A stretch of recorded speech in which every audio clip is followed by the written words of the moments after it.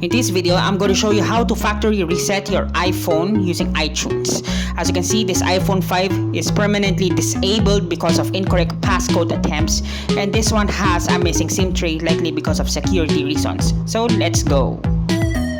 All you need is an iPhone. Any iPhone will work, but I'm using an iPhone 5 in this video, and a USB charging cable. I'm using a lightning cable, but you can use a 30-pin dock connector or USB-C depending on what iPhones do you have, as well as the computer of your own choice. In this case, I'm using my office PC. So let's go. Okay, so the first things you do, you have to plug in your USB cable into the phone.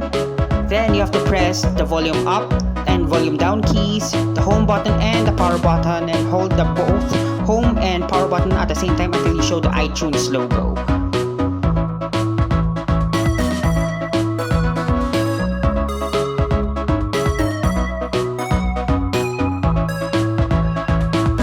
And this is what you see in your phone, the iTunes logo.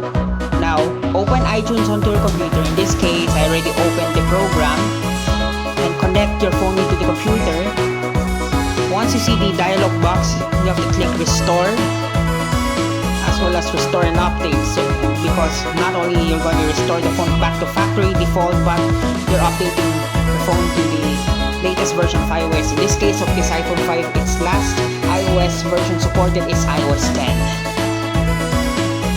Once the restore is completed, you've been greeted with a welcome screen on setup. We're going to set this phone up, and yes, this phone doesn't have a SIM card, and yes, it has a missing SIM tray. So I have ordered the SIM card tray that will be arriving, and I'll be installing that at a later date. So, but for now, let's set up the phone.